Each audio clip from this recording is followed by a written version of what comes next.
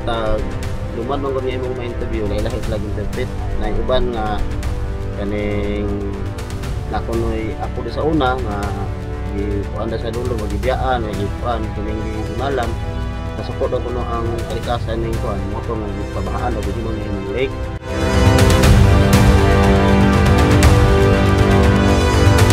Lain na siya variety sir, 7 ka varieties yung kalandrian sir. Jupiter, umot niya siya nga tamis. Jupiter nga variety nga grape, muna ikuan daw, source sa wine nga may.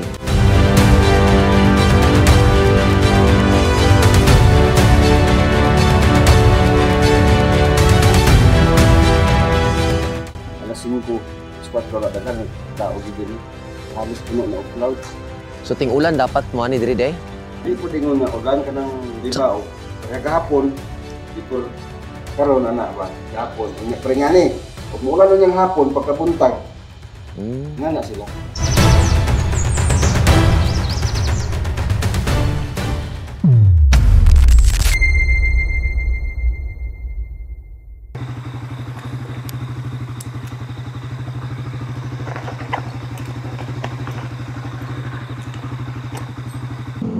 Today's ride, paingon tawag Valencia City. Una itong bisitahon ang Mount Anahawon Ridge. Nanukad tagkadlawon kay natay apason nga view dadto ang the Sea of Clouds sa Mount Anahawon. Nga ma-witness ra nimo matud pa sa alas 5 sa kadlawon paingon sa alas 7 sa buntag. Munang ngit-ngit pa lang daan nilarga na ta. So karon nga time alas 2 sa kadlawon.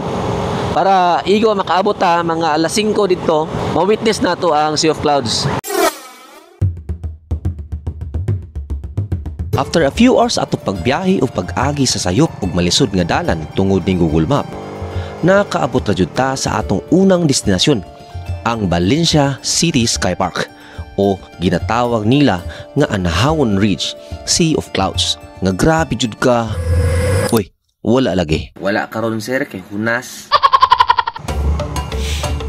Okay, wala may clouds. Uh-oh. Pagkabuntag, alas 5, squat ko dagan tao gid halos puno na cloud. Karon wala.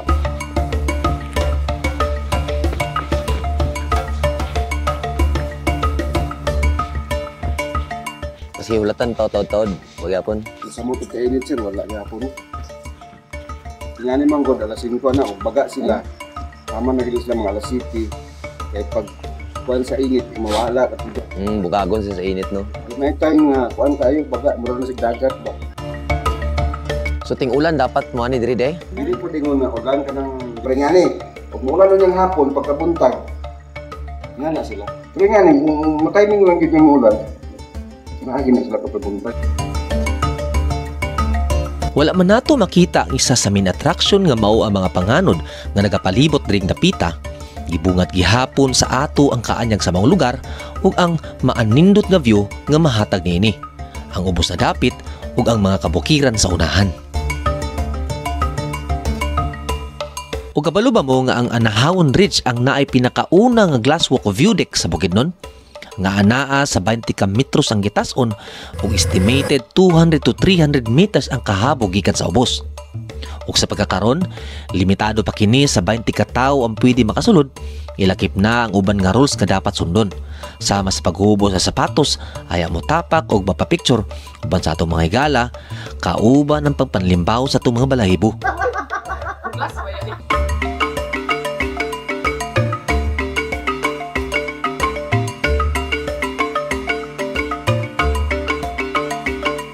Sa katong nagplano nga moanhi diri, gamay nga pahinumdum lang nga kinahanglan nga kondisyon ang inyong mga sakyanan kay kung unsa kalayo ang pananawon gikan diri, mausad katungason ang dalan paingon sa lugar.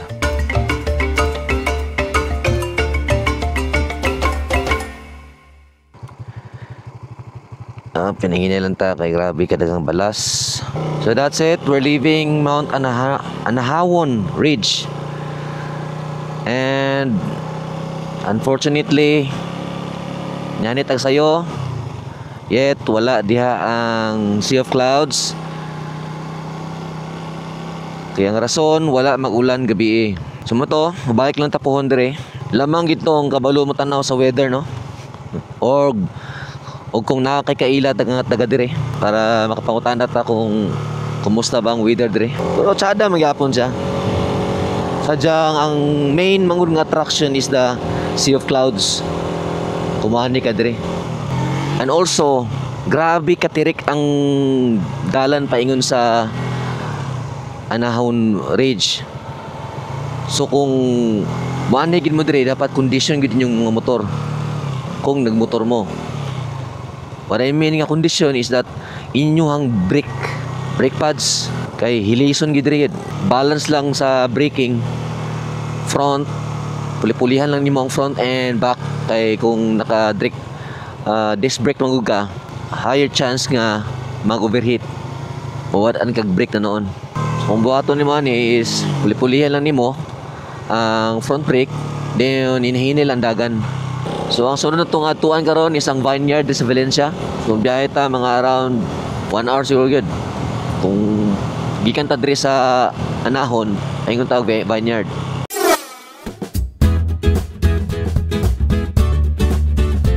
Sa mga mahilig og prutas sama sa lamian nga grapes, ang newly opened Sashi Farm Vineyard and Cafe diri sa Valencia, pwede nato hapitan. Gamay kimbot lang sa malisod na dalan, dala salig sa atong kauban sa pag-check sa atong agian. Ligon ra.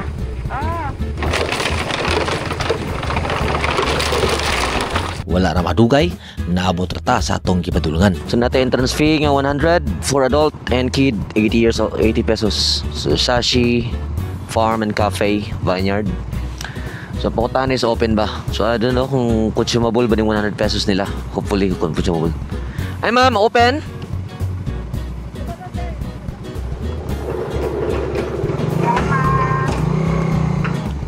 Unsa nang 100 nga entrance? Consumable na? Ha, consumable? Ug diri, naibalaan nato ang nagkalain-laing klase sa grapes na pwede nato matilawan.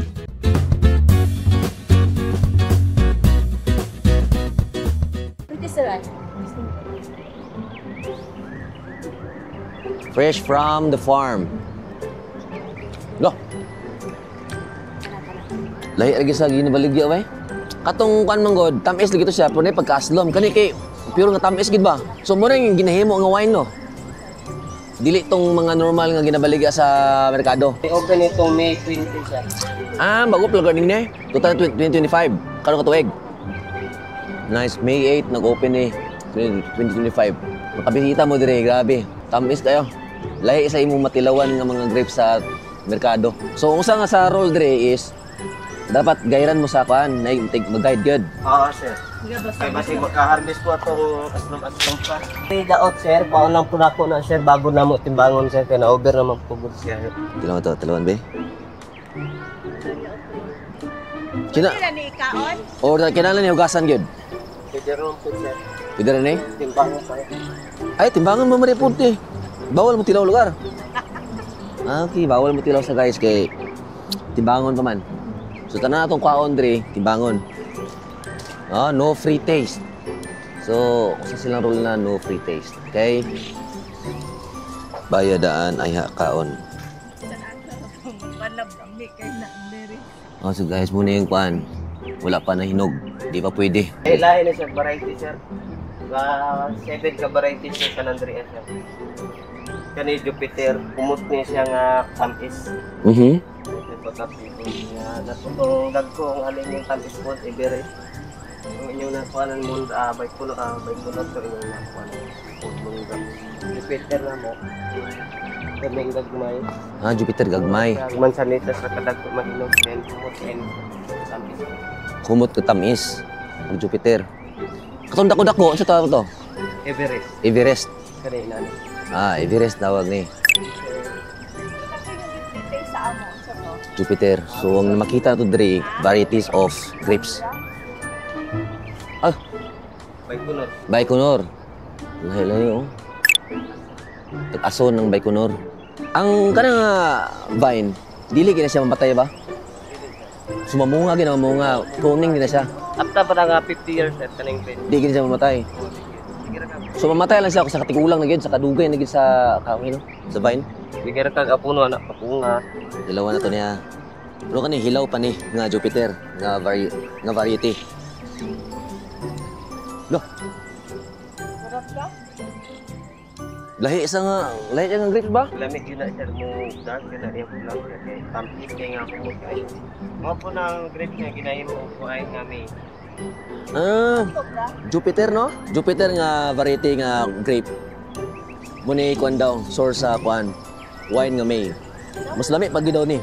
Kung mo black ni, minog ni. Apel sa imo ang entrance ring 100. Naka free test na. Pag di no mo to yung free taste. Pwede mo dalon. No? Charo, di ka mapula na ni. So walay close ni. Weekdays, weekend na open. Sige ra po sa mo gabihin mga overnight. Pwede overnight din. Like, camping? Something. Camp lugar din. Manang Oo. Diri naman ay pampot. Ay, pila man ang camping? Night? Ay, lang sa concert sa Page? Dito sa may page, ayun mo, mag-message namin dito, mag-info. Inquire na ni. O, sa na-bearis lang. Sila nga tanong nila bearis diri. Nga nara.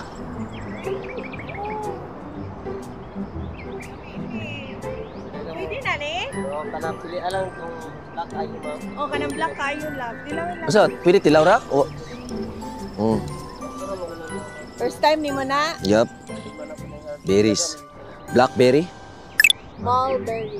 Mulberry? Mulberry. Ay, may paaslon ba? Pag dili lagi kayo na siya.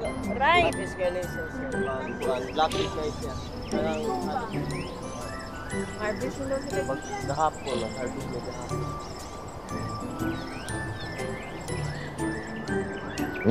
Kana. Basta black ka na. Nakatilaw na siya. Lamian siya. Lami mo guna. Nanaw, mansa man si mong kanda eh. Usa mo po ni? Mogya po sir, mag-beer. Gipatubok lang. Pila ka kwan? Sa kadugay ang kwan na kan? Sir, ikaw pagtanom anay sir, 3 ka bulan sir, bunga na sir. Pero kung gusto ka magpabunga anay, puningan na mga gapon sir. Puning na bitong nga. Katra good. Mura vineyard ya po no? Vineyard ya po no? Pero na may available anay po, sidling baligya po. Pareha anay sir.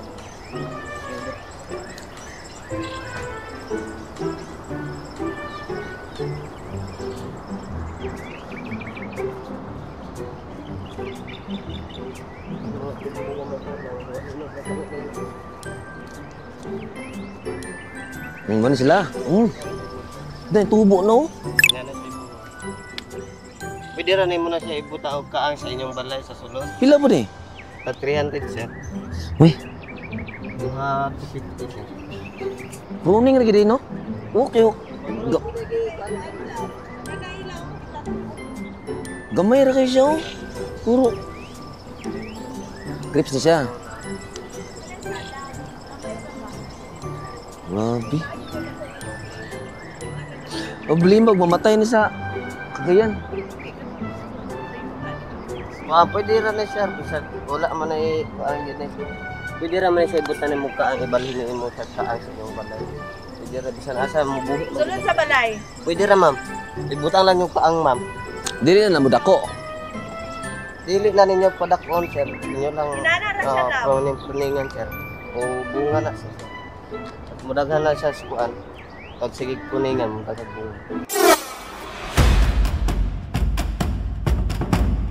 Humanato matilawan ang lamian ng mga klase sa grapes sa lugar.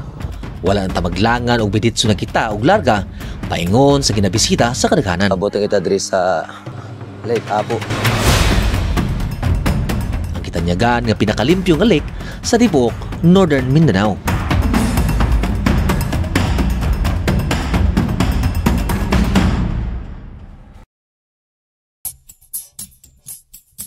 Kabalo ba mo nga according sa history, Lake Apo is a crater lake, meaning ang lawa mismo anaa sulod sa inactive volcano.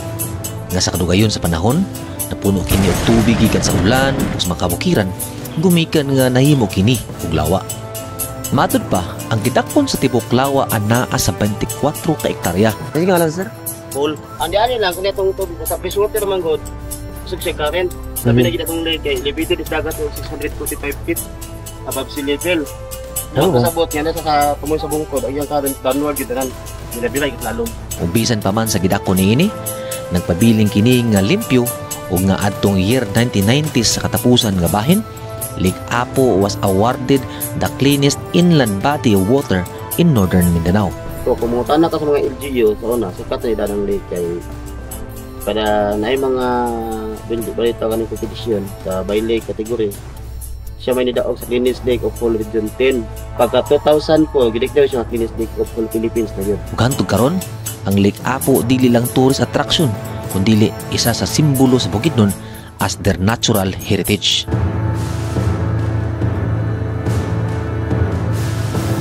Bali, panawagan ako sa mga bisita na wala pa kanihi din eh. Kung ito po nakaanhi, nga wala kabalo sa mga pamaagi. Muna nga, salamat ko nga ining oportunidad nga inyo pong interview. Kaya awan po pinaagian ang atong mga bisita nga wala kaanhi, ma-aware ko sa ngay buhaton. Ang una yung buhaton yung abot din magbayad ng interest, malagbok dito. Kung mahimo na may mga pabalos gawas, basahon.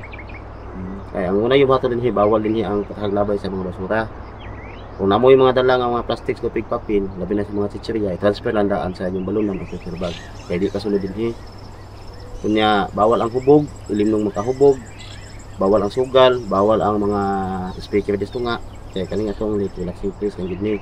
Mo ina perfect gid sa mga bisita ang pag relax at unwind sa tong lake. Dumikan man gud kay gawas na peaceful siya, pwede ka mga pagkaon. Ang amon din nga kung may mga pagkaon yung sana mga plastics na papel dala, manage yung sakto. Ipuson dayon, dili pasagdan bitaw nga mapalit sa hangin, kay magdutulot sa tuloy tanawon. Kaya kung ka-observe itong lake, pati hinlo agad. Pag timong dahon, wag inang lutaw. Good. Kaya ginahinluan gini. Muna yung magpaslamatan sa mga bisita po nga mahirap na. Ginado po pa. Dili bitaw pabaya. Kung unsay mga roles, tuman ito. Kaya dili mo makaya o hinlo sa komunidad sa Lake Apo kung dili po mo participate ang mga bisita. Importante gid po ang coordination sa bisita o sa local nga namuyo din nga magkahiusap bitaw sa hinlo. Sila may nagid sa Hapside Kalinaw sa Palibo. Kaya basta pag hinlo imong lugar kunya naipagubot wa gihapon mingaw. Kunya about po sa among timing nga pagsugod, mag-open hi mga alas 8 buntag mo close ni alas 6 sa gabi. Kunya pwede mo dalag pagkaon sa tunga, walay kids. Basta magkawlon ta manage sa atong mga basura. Bawal ni magluto-luto ug suba-suba di sa tunga sa lake. Pero sa una sir ba, Sa una, pwede niya una magsuba-suba o magluto-luto. So, gumikan po sa itong mga bisita nga butato, mga disiplinado, yung ilang mga hugay, panglabay sa tubig. Motong giwala, kaya kung dito walaon, padayon nito siya. Ang aning ato ang lake nga, imbes cleanest lake siya, mawat sa panahon nga, mahugaw rin siya. Mga nang salamat din sa taga Bukidnon, especially sa Barangay Ginuiran sa Balica City, nga natay lake in ano, ito karon nagpabilin pa ang kahinlo. Muna among salamatan po sa itong mga bisita nga mutuman po sa amo ang mga rules ni sa lake kung anhi man galing. Kung naidili nila masabtan o ang iputan na, mudo lang sa mua nga mga staff sa lake kay maka-explain nila na.